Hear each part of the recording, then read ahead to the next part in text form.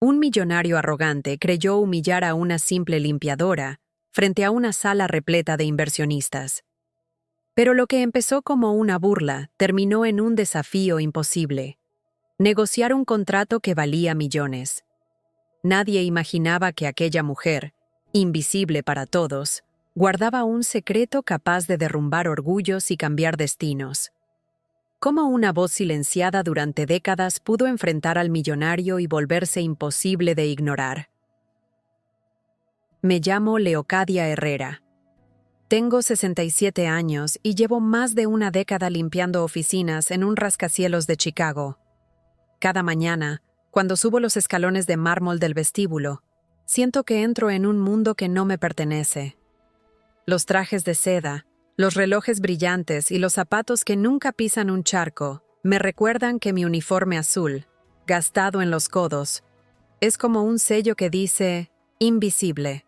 Sin embargo, yo no siempre fui invisible. Hace muchos años, en Madrid, me sentaba frente a libros de derecho internacional, subrayaba cláusulas, memorizaba tratados y soñaba con interpretar leyes en salones donde se decidía el destino de naciones. Pero la vida tiene su propia manera de doblar los planes. Mi padre enfermo, mis hermanos pequeños, el dinero que nunca alcanzaba. Y de pronto, me encontré trabajando en cualquier cosa para sobrevivir. Nunca terminé la carrera. Me prometí que volvería, pero las décadas pasan como trenes que no esperan a nadie. Aquí, en este edificio de cristal y acero, me muevo como sombra. Conozco cada pasillo, cada mancha de alfombra, cada ventana que chirría al cerrarse. Aprendí a no interrumpir, a no cruzar miradas con los ejecutivos, a no dejar huella. Pero en mi interior, las palabras siguen vivas. Las lenguas que estudié, francés, inglés, árabe, italiano, portugués, alemán, no se oxidan, duermen como cuchillos envueltos en trapos. Ese día en particular, llegué más temprano de lo habitual. El aire olía a café recién hecho y a perfume caro. El vestíbulo estaba lleno de guardias y asistentes que se movían con nerviosismo. Sabía lo que ocurría. Había una reunión importante, de esas que llenan los periódicos económicos al día siguiente. Yo debía limpiar discretamente los pasillos exteriores de la sala de conferencias antes de que los invitados llegaran. Abrí mi carrito de limpieza, acomodé los guantes y avancé. Desde el cristal pude verlos. Ejecutivos de traje oscuro, uno tras otro, preparando documentos y ajustando corbatas. Al centro, con su porte arrogante y la seguridad de quien cree dominar el mundo, estaba Karim Al-Fayed, el dueño de todo. Alto, con barba perfectamente recortada, irradiaba poder. Yo había visto su rostro en revistas, siempre fotografiado al lado de políticos y reyes. Me agaché para recoger un papel olvidado en el suelo. Escuché risas, frases rápidas en inglés, y comprendí que hablaban de mí, creyendo que yo no entendía nada. La vieja limpiadora siempre rondando, murmuró uno. Sentí el calor en mi cara, pero guardé silencio. Siempre lo hacía. Ese silencio era mi armadura. Con los años aprendí que callar me protegía de humillaciones más crueles.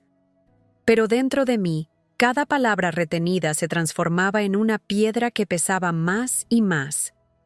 Mientras secaba el mármol, me pregunté cuánto tiempo más seguiría siendo un fantasma. No lo sabía entonces, pero esa mañana sería diferente. Algo iba a quebrar ese silencio que me envolvía, y mi voz, la voz que llevaba décadas oculta, estaba a punto de salir con una fuerza que ni yo misma imaginaba. El ascensor se detuvo en el piso 46, con un leve tirón, y un soplo de aire frío me rozó la cara. Empujé mi carrito de limpieza hacia el pasillo alfombrado, mientras el murmullo de voces iba creciendo desde la sala de conferencias principal, esa con paredes de vidrio que miran a la ciudad como si fueran ojos sin pestañas. El cielo estaba lechoso, y la luz, filtrada por las nubes, hacía brillar el mármol como si alguien lo hubiera encerado con plata líquida.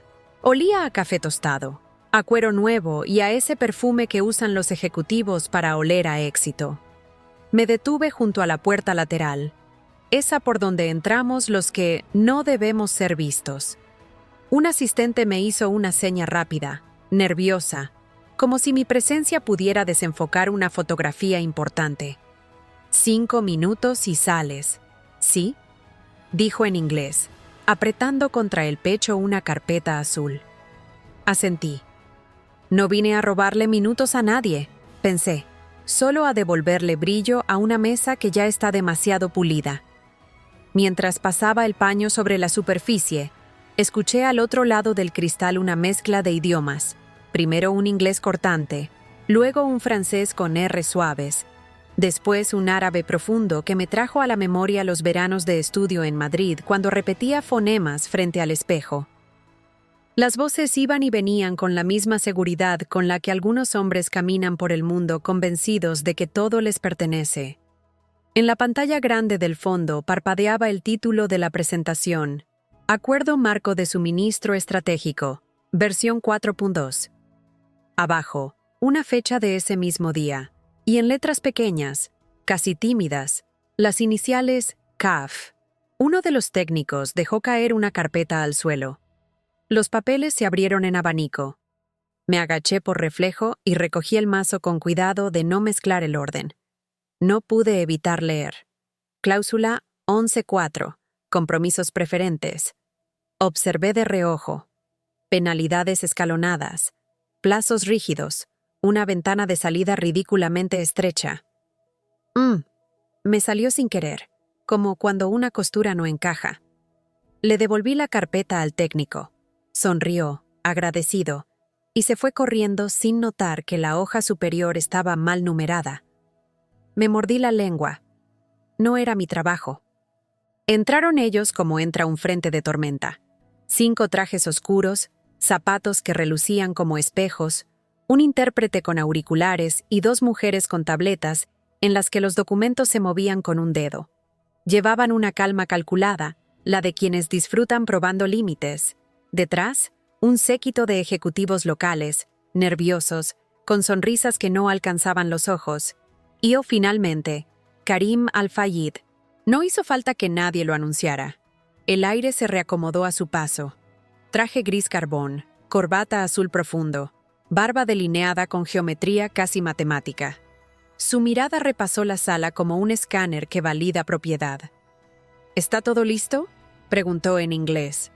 Su voz llenó el cuarto con esa clase de seguridad que no admite respuesta negativa. Nadie dudó. Los técnicos asentían, los asistentes se multiplicaban, las sillas dejaban de ser sillas para convertirse en tronos temporales.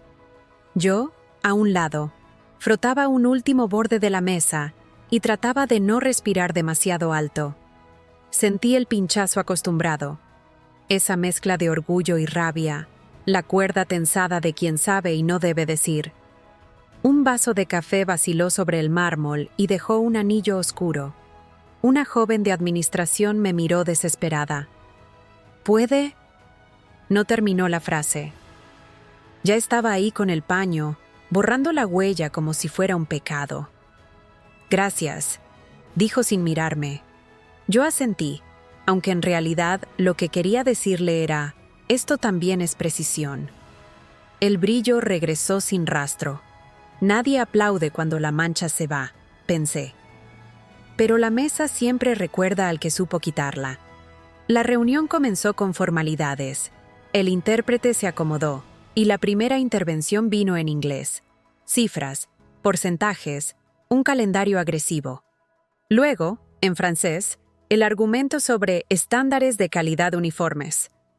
Después, un párrafo en árabe, lento, masticado, que hablaba de garantía postventa.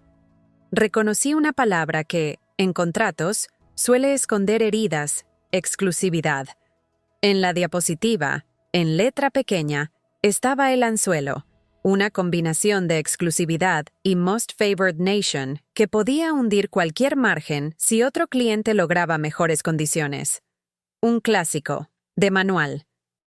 Mi lengua rozó el paladar como si saboreara una ausencia. Me quedé quieta.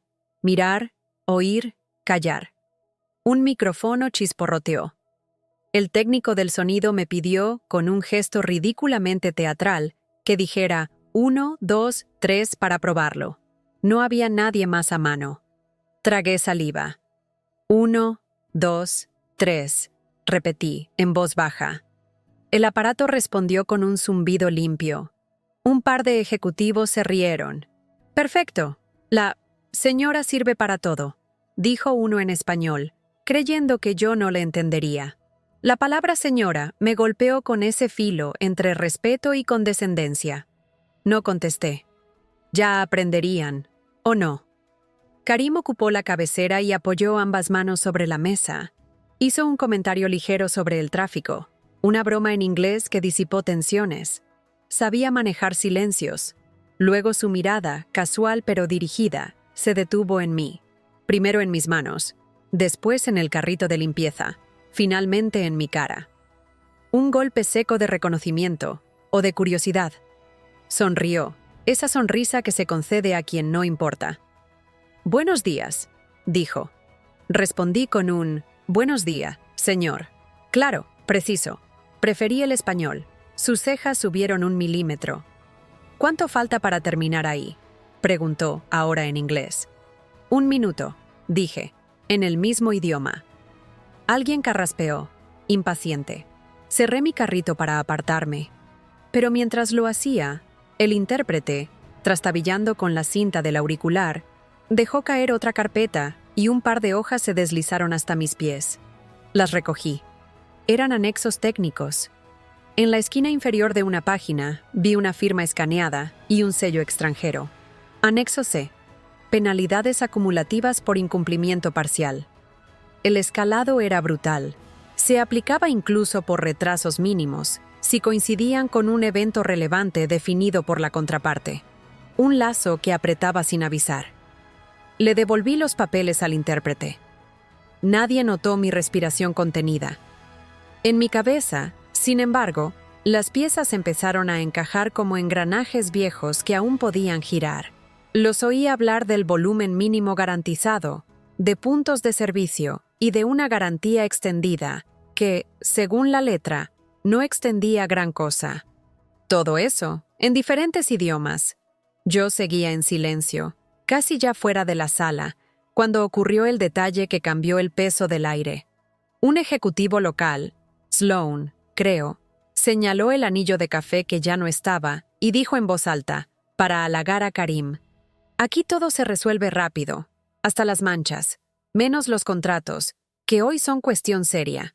Risas tibias. Karim, cómodo en su papel, tomó esa pelota al vuelo. Dejó escapar una carcajada breve y se inclinó hacia atrás. «Aquí todos saben hacer su trabajo», dijo. «Unos limpian, otros cierran acuerdos. La especialización es la base del éxito». Varias cabezas se movieron arriba y abajo como péndulos obedientes. Yo sentí el zurcido de mi calma tensarse un punto. ¿Especialización? ¿Éxito? Hay palabras que, mal usadas, son como zapatos apretados. Te deforman la marcha sin que te des cuenta. Aunque, añadió, mirando de nuevo hacia mí, a veces me pregunto si es tan simple. Giró la mano como quien mezcla una baraja. «¿Usted qué opina, señora Herrera?», respondí. «Leocadia Herrera». Mi nombre cayó en la mesa como una moneda antigua. Vi a 2 ejecutivos buscarlo en el aire, como si pudieran leerlo. «Señora Herrera», repitió, degustando cada sílaba. «¿Cree que cualquiera aquí podría sentarse a negociar?». No sé cómo explicar el movimiento que hizo mi estómago. No fue miedo. Fue algo más viejo. Una memoria de aulas, de bibliotecas, de mi padre repitiendo: «Lee en voz alta, hija, que la lengua también aprende por el oído». Apreté el asa del carrito. «Creo», dije, «que no todo lo que parece simple lo es». Las risas llegaron de inmediato, agradecidas por el espectáculo. Un ejecutivo tradujo mi frase al inglés con exageración, como si yo no lo hubiera dicho ya así. Karim elevó la mano para cortar la bulla. Su sonrisa se ensanchó apenas. «Tiene razón», dijo.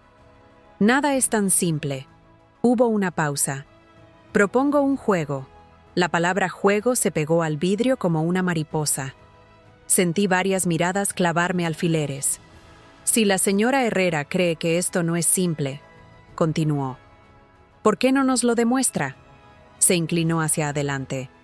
Si puede negociar este acuerdo mejor que mi equipo, le doy mi empresa.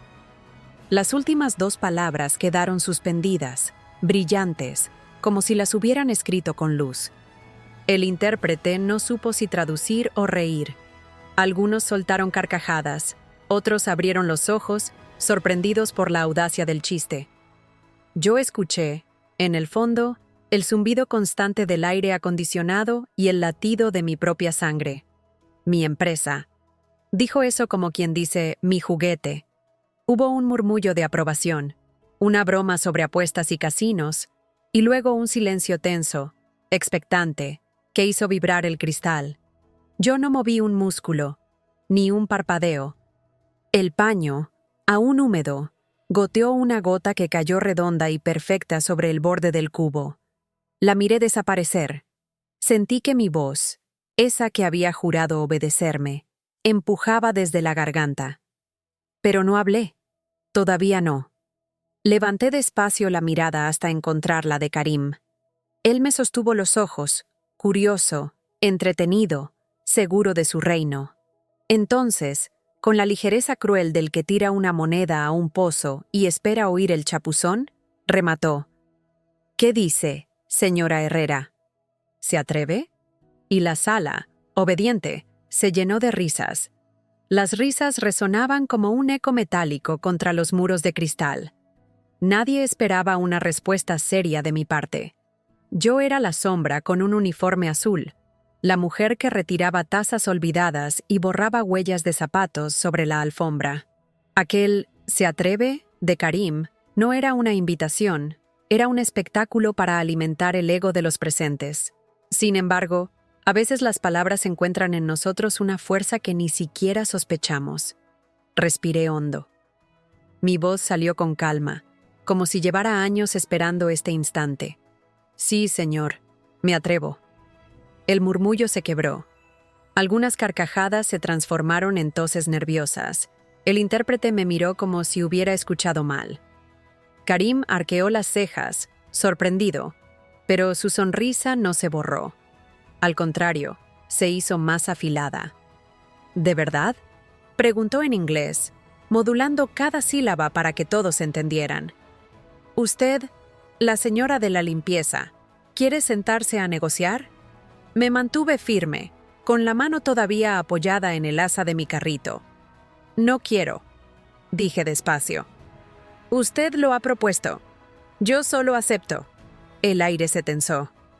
Pude sentir cómo los ojos de todos se clavaban en mí, como si esperaran que me derrumbara al instante. Pero yo había aprendido a sostener miradas mucho más duras. Las de médicos que no daban esperanza a mi padre, las de jueces que dictaban sentencias contra gente humilde, las de clientes que jamás recordaban mi nombre. Karim se reclinó en su silla, divertido. Muy bien, dijo, que sea como quiera, pero entienda algo, señora Herrera, aquí no hay bromas. Esta negociación vale millones. Si fracasa, quedará en ridículo, y yo no retiro mis palabras. Le doy mi empresa. Las carcajadas volvieron, más fuertes. Un ejecutivo golpeó la mesa con la mano abierta, como si hubiera presenciado la mejor comedia del año. Otro murmuró, «Esto va a ser rápido». Yo avancé 2 pasos. Dejé el carrito en un rincón, tomé la silla vacía más próxima al centro de la mesa y me senté. Mis manos estaban serenas, aunque el corazón golpeaba con fuerza dentro del pecho. Entonces comencemos, dije. El silencio fue tan denso que podía escucharse el zumbido del proyector. El intérprete se quitó los auriculares, confundido. Uno de los inversionistas, un hombre de cabello plateado y ojos afilados, inclinó la cabeza hacia mí con interés genuino. El resto parecía disfrutar de la burla colectiva. Karim carraspeó. Bien. Le cedo la palabra a nuestra nueva representante. Hizo una pausa teatral y añadió. Adelante. señora Herrera. Tomé los documentos más cercanos, aquellos anexos que había recogido del suelo minutos antes. Los ordené en silencio, pasé las páginas y marqué con el dedo la cláusula que me había llamado la atención. Mis labios formaron una palabra en árabe, istithna. Las cabezas giraron. El intérprete parpadeó, sorprendido. Repetí en francés, exclusivité, luego en inglés, exclusivity. El hombre de cabello plateado sonrió. Comprendió que yo no estaba improvisando. Aquí está el verdadero problema, dije, señalando la cláusula. Si aceptan este punto, pierden libertad de negociación futura. Es una trampa disfrazada de ventaja. Las carcajadas se apagaron. El silencio volvió a instalarse, incómodo. Algunos ejecutivos intercambiaron miradas nerviosas. Karim se inclinó hacia adelante, entre incrédulo y fascinado. ¿Cómo sabe usted eso? Lo miré directo a los ojos. Porque he leído suficientes contratos para reconocer dónde se esconden los cuchillos. Nadie habló durante varios segundos. Podía sentir cómo el peso del ambiente cambiaba. Lo que había empezado como un chiste comenzaba a parecer un juego peligroso. Uno de los inversionistas decidió ponerme a prueba. Cambió al italiano. ¿Y qué diría sobre la cláusula de penalidades? Respondí sin titubeos, también en italiano. Que está redactada de manera abusiva. Si la empresa no entrega incluso por un retraso de horas, las sanciones se acumulan. Es inaceptable para un socio serio. El intérprete me miraba con la boca entreabierta. Los ejecutivos de la compañía bajaron los ojos hacia sus papeles, como si de pronto estuvieran desnudos.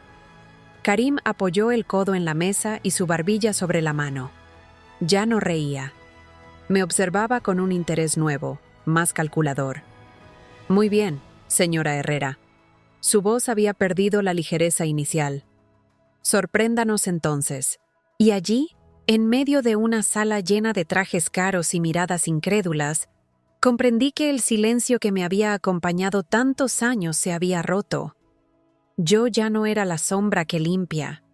Yo era la mujer que podía cambiar el rumbo de aquella empresa con la sola fuerza de sus palabras. El murmullo de la sala se transformó en un silencio expectante. Yo podía sentir cómo cada par de ojos me examinaba, unos con burla aún en las comisuras, otros con una creciente incredulidad. En mi interior, la calma era extraña. No era que no sintiera miedo, lo sentía. Pero ese miedo venía acompañado de una claridad aguda, como cuando uno camina sobre hielo fino y cada paso exige total conciencia. El primer inversionista, un hombre alto de cabello rubio y mandíbula rígida, habló en inglés, rápido, como probando mis reflejos. Explique por qué su postura sobre la exclusividad no es un obstáculo para un acuerdo rentable. Respiré y respondí en el mismo idioma, sin titubeos. Porque un acuerdo rentable no es aquel que esclaviza a una de las partes. La rentabilidad está en la flexibilidad que permite crecimiento mutuo, no en cadenas disfrazadas de privilegios. Algunos levantaron las cejas. Yo sabía que había golpeado el centro de la cuestión. La rentabilidad no solo se mide en cifras, también en espacio para maniobrar.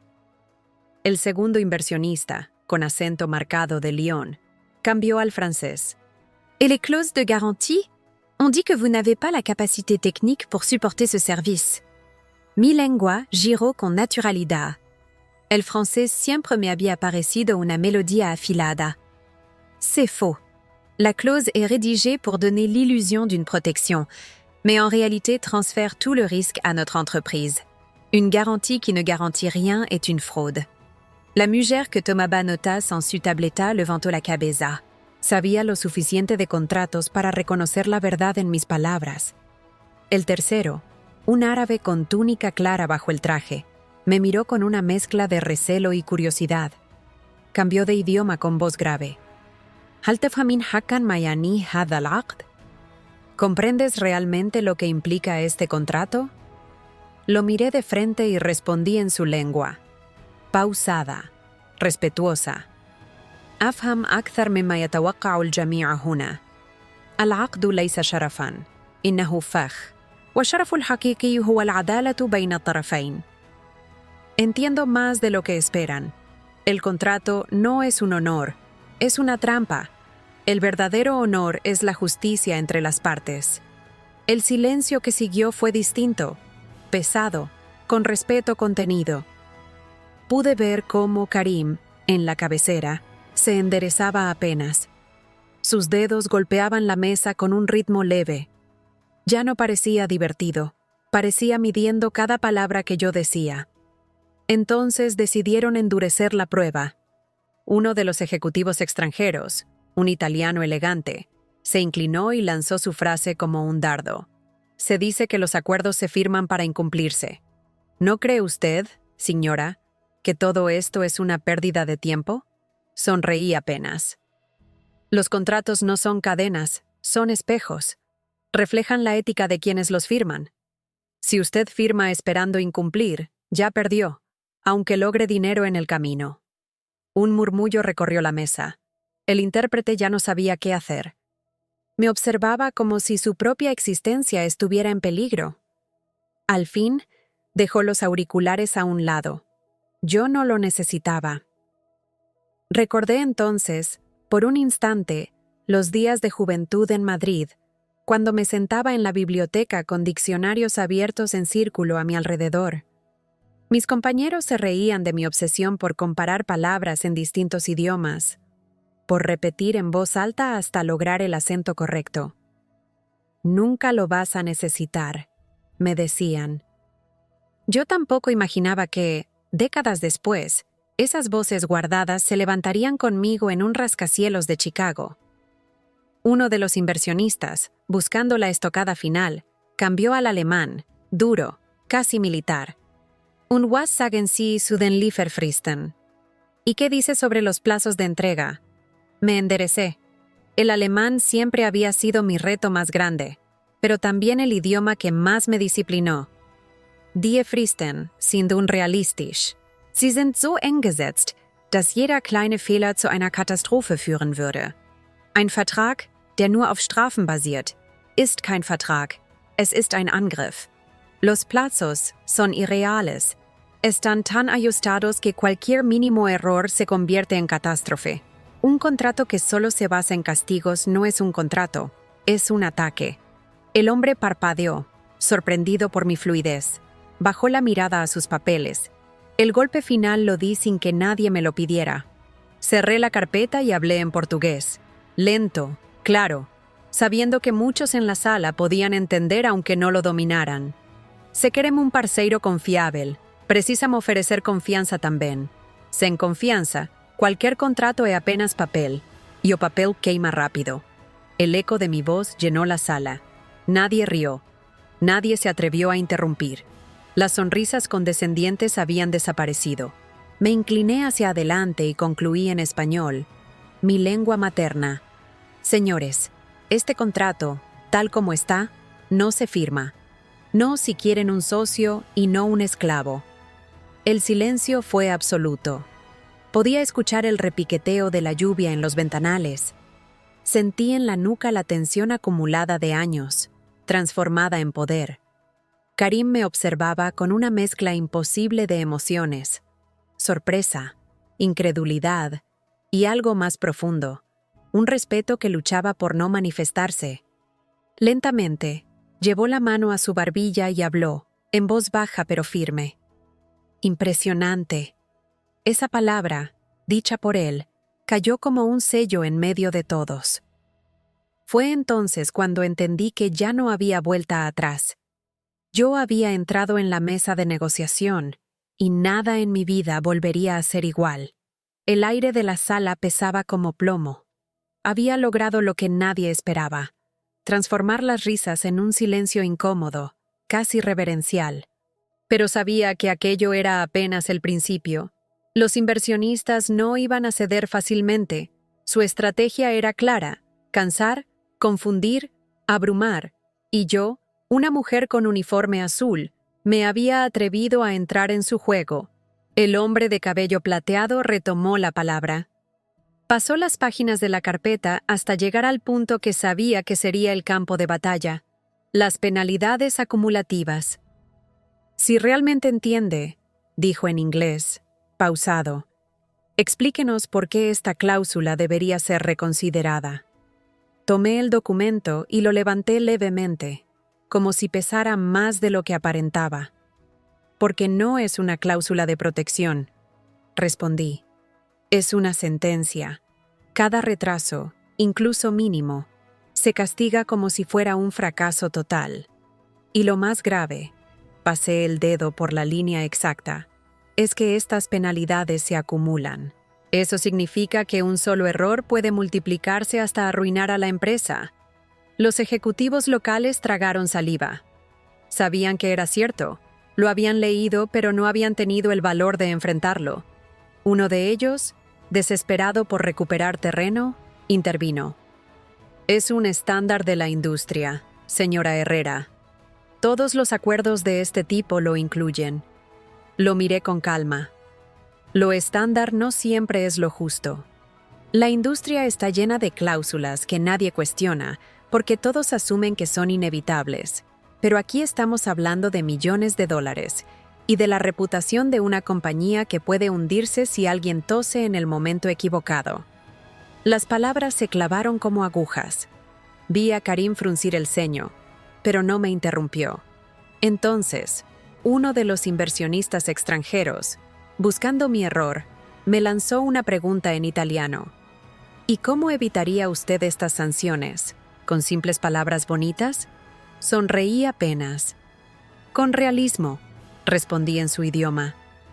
Si una cláusula es imposible de cumplir, no protege a nadie. Solo asegura que la otra parte cobre sin entregar nada. Propongo revisar los plazos y establecer márgenes razonables, con penalidades proporcionales. El traductor no se movió. Nadie lo necesitaba ya. Sentí un murmullo crecer. Esta vez no de burla, sino de incomodidad. El contrato que habían traído estaba lleno de trampas, y yo las estaba desarmando una por una, como quien desactiva bombas ocultas en cada párrafo. Karim, con voz grave, decidió intervenir. Muy bien, señora Herrera. Supongamos que tiene razón. ¿Qué propone entonces? Sabía que era el momento de exponer algo más sólido.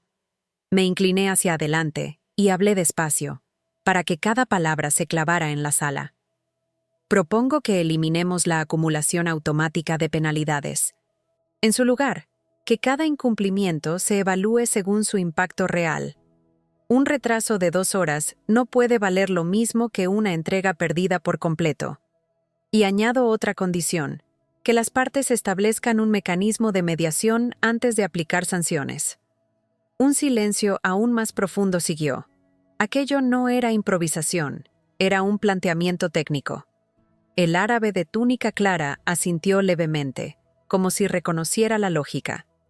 El de cabello plateado apretó los labios, molesto pero pensativo. Fue entonces cuando ocurrió el instante más delicado. Uno de los asistentes, nervioso, me pasó otra carpeta. Revisé rápidamente y descubrí un error de traducción. Una palabra clave en inglés había sido vertida al francés con un sentido completamente distinto. Si lo dejaba pasar, la empresa quedaría atada de pies y manos. Tragué saliva. Tenía que decidir si lo señalaba, y me arriesgaba a quedar como meticulosa o incluso pedante, o si lo ignoraba y mantenía el flujo. Elegí lo primero. Aquí hay un error, dije señalando la página. La palabra default no significa default, como está traducido aquí. En francés legal, default puede interpretarse como un vicio oculto, no como incumplimiento. Esta ambigüedad es peligrosa. Los murmullos se intensificaron. El traductor bajó la cabeza, avergonzado. Si esto se firma así, continué, cualquier tribunal podría fallar en contra de nuestra empresa. El golpe fue brutal. Los ejecutivos locales parecían querer hundirse bajo la mesa. Karim me observaba con intensidad, como si de pronto estuviera viendo a alguien que jamás había imaginado. Me apoyé en el respaldo de la silla. El corazón me martillaba, pero mi voz seguía firme. Señores, no estoy aquí para hacerles perder tiempo. Estoy aquí porque ustedes mismos me pusieron a prueba. Y les digo, este contrato, tal como está, es un incendio disfrazado de negocio. Y yo no pienso dejar que nadie firme con las manos ardiendo. La frase cayó como un hachazo. Nadie rió esta vez. Nadie se atrevió a contradecirme. En ese instante, comprendí que la partida había cambiado. Ya no era una simple intrusa en la mesa. Ahora, los gigantes que se habían reído de mí estaban obligados a escucharme. Y Karim, el dueño de todo, sabía que su apuesta comenzaba a volverse contra él. Las paredes de vidrio parecían encogerse alrededor de nosotros. El aire acondicionado soplaba con la misma fuerza, pero yo sentía calor en la nuca, como si la sala entera respirara sobre mí. Había expuesto la trampa de las penalidades, corregido la traducción mal hecha y dejado claro que el contrato era una emboscada disfrazada de oportunidad. Ya no podían reírse de mí, pero tampoco podían ignorarme. Lo vi en los ojos de Karim. Su sonrisa, esa línea afilada que había usado para humillarme minutos antes, se había borrado. Ahora me miraba con el ceño fruncido, los labios tensos, la mandíbula rígida. No estaba acostumbrado a perder terreno, menos frente a una mujer que hasta hacía poco consideraba invisible. Se inclinó hacia adelante y habló en inglés, esta vez sin el tono de broma. «Dígame, señora Herrera, ¿qué gana usted con todo esto? Porque yo veo a una mujer de uniforme, no a una abogada ni a una negociadora». El comentario me atravesó como un cuchillo, pero no dejé que se notara. Le sostuve la mirada. No necesito un título para ver lo que es evidente, y lo que gano es simple: respeto. Hubo un murmullo. Nadie esperaba esa respuesta. Karim apretó los puños sobre la mesa. Podía sentir cómo su orgullo ardía, cómo la seguridad que irradiaba empezaba a resquebrajarse. Uno de los ejecutivos locales intentó suavizar la situación. «Señor Al-Fayed, quizá deberíamos continuar con el plan original.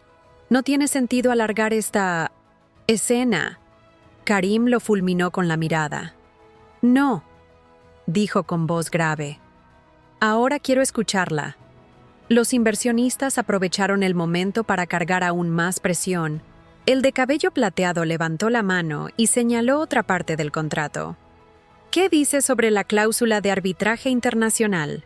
Tomé el documento. Apenas lo leí, supe dónde estaba el veneno. Está escrita para favorecer a la otra parte. El tribunal elegido siempre falla en su beneficio. Si hay un conflicto, nuestra empresa ya empieza perdiendo. El árabe de túnica clara asintió, serio. No era fácil impresionarlo, pero entendía que tenía razón. Karim respiró hondo.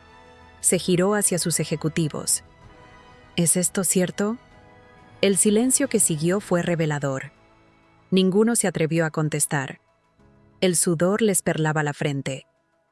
Yo bajé la mirada un segundo, pero no para rendirme, sino para ocultar la punzada de tristeza que me atravesaba. ¿Cómo podía ser que yo, la mujer ignorada por todos, viera con más claridad que quienes cobraban fortunas por proteger a la empresa? Me invadió un recuerdo. Tenía 22 años, estaba en la Facultad de Derecho, y un profesor nos dijo: «Nunca olviden que los contratos no son papeles, son batallas escritas». Entonces pensé que algún día estaría en una mesa como esa, luchando con palabras.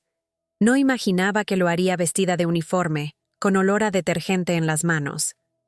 Karim se pasó la mano por la barba, nervioso. No era un hombre fácil de leer, pero en ese instante vi el brillo de la derrota asomarse en sus ojos. Era un destello pequeño, casi imperceptible, pero estaba allí. «Increíble», murmuró. «Toda una vida construyendo este imperio, y resulta que una mujer con un balde y un trapo me demuestra lo que mis asesores no». Algunos intentaron reír, pero la risa murió rápido. Nadie se atrevía a enfrentarlo. Me incliné hacia adelante y hablé despacio, sin levantar la voz. «Yo no vine aquí a derrotarlo, señor Al-Fayed. Usted me puso en esta mesa, y ahora no puede ignorar lo que ve. La frase lo golpeó de lleno. Vi cómo cerraba los ojos un instante, como si quisiera contener la rabia. Para un hombre como él, acostumbrado a mandar y a humillar, aceptar que una mujer como yo pudiera superarlo era insoportable. Los inversionistas aprovecharon para reforzar mi posición. El francés habló con tono calculador. Debe admitirlo, Karim. Ella entiende mejor que muchos de los suyos. El orgullo del jefe se derrumbaba frente a todos. Lo vi en la rigidez de sus hombros, en la forma en que tamborileaba los dedos contra la mesa, buscando un control que ya no tenía. Está bien, dijo al fin, casi escupiendo las palabras. Que cierre el contrato ella. Un silencio absoluto siguió a esa frase. Nadie se movió. Nadie respiró. Yo sentí que mi corazón se detenía un segundo. Era el reconocimiento más grande y, al mismo tiempo, la confesión más amarga de Karim. Sabía lo que significaba. Había perdido. Yo, Leocadia Herrera, la mujer invisible que limpiaba pasillos, estaba a punto de firmar el destino de una empresa que valía millones. Y él, el hombre que me había ridiculizado, tenía que tragar su orgullo frente a todos. Nunca olvidaré el silencio que siguió a esas palabras de Karim, que cierre el contrato ella. Fue como si el mundo entero se hubiera detenido en esa sala de cristal, suspendido entre la incredulidad y la certeza de que algo irreversible estaba ocurriendo. Mis manos estaban sobre los documentos, y por un instante dudé si realmente debía continuar. ¿Quién era yo para firmar, para decidir? Pero enseguida recordé todas las veces en que me habían hecho invisible, todas las risas que soporté en silencio, todos los años en que guardé mis conocimientos como un secreto vergonzoso. Era mi oportunidad de demostrar que siempre había estado allí, esperando el momento de hablar. Me aclaré la garganta y retomé la negociación. Lo hice con calma, como si lo hubiera hecho 1000 veces. Revisé cada cláusula, taché lo que era injusto, propuse correcciones, ajusté plazos. Los inversionistas ya no me miraban con burla, sino con respeto. Tomaban notas, asentían, pedían que repitiera ciertos términos. El intérprete, desocupado, se limitaba a observar con una mezcla de asombro y alivio. Yo lo había liberado de su trabajo. Cuando llegamos al último punto, levanté la cabeza y hablé en voz firme. Con estas modificaciones, el acuerdo es equilibrado, ambas partes ganan, no más trampas, no más cadenas. El hombre de cabello plateado intercambió miradas con sus colegas. Finalmente, asintió. Aceptamos. Sentí que la sala entera exhalaba al mismo tiempo. Era como si todos hubieran contenido la respiración durante horas. Yo misma tuve que apretar los labios para no dejar escapar un suspiro de alivio. Los documentos fueron impresos y colocados sobre la mesa. Karim me miraba con una mezcla de orgullo herido y algo más difícil de descifrar. Un respeto que se negaba a mostrarse por completo. Firmó con un trazo firme, casi furioso. Luego, con una leve inclinación de cabeza, me cedió la pluma. Tomé el bolígrafo. Por un segundo, mis dedos temblaron. No porque tuviera miedo, sino porque comprendía lo que ese gesto representaba. Firmé. Y en ese instante, el mundo que había conocido durante décadas cambió para siempre. Los aplausos no llegaron de inmediato. Fue más bien un silencio cargado, como cuando la tierra tiembla y nadie sabe si correr o quedarse quieto. Luego, tímidamente, uno de los inversionistas golpeó la mesa con los nudillos en señal de aprobación. Otro lo imitó. Y pronto la sala entera se llenó de un aplauso breve, sobrio, pero real. Me levanté despacio. Tomé el trapo que había dejado junto al carrito y lo guardé. El gesto pareció ridículo en medio de aquella escena monumental, pero para mí era un recordatorio de quién era y de dónde venía. Me dirigí hacia la puerta sin mirar atrás. Pero antes de salir, Karim me detuvo con una frase en árabe, dicha en voz baja, como un secreto destinado solo a mis oídos. Enti lam takuni ghir mar'iyya abdan. Nahnu fakat éramos ciegos. Nunca fuiste invisible. Éramos nosotros quienes estábamos ciegos. No respondí. No había necesidad. Caminé por el pasillo y cada paso resonaba distinto, como si el edificio entero me reconociera por primera vez. Los empleados que antes apenas notaban mi presencia me miraban con ojos nuevos. Algunos inclinaban la cabeza, otros apartaban la vista, incapaces de sostener la vergüenza. Al salir al vestíbulo, el sol había roto por fin las nubes. La luz caía sobre el mármol como un río dorado. Me detuve un instante, cerré los ojos y dejé que ese calor me envolviera. Pensé en mi padre, en sus palabras: la dignidad no se hereda, se defiende. Pensé en los libros que nunca terminé, en los sueños que guardé en silencio. Y comprendí que, de algún modo, todos ellos habían llegado conmigo hasta esa mesa de negociación. No sabía qué vendría después. Quizá un cargo, quizá otra oportunidad, quizá nada.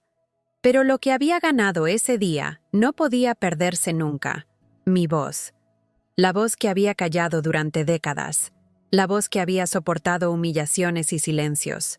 La voz que, al fin, había cerrado un contrato en 7 idiomas y había derrumbado el orgullo de un hombre que se creía invencible. Sonreí para mí misma, porque ya no era solo la mujer del uniforme azul. Era Leocadia Herrera, y mi voz acababa de nacer.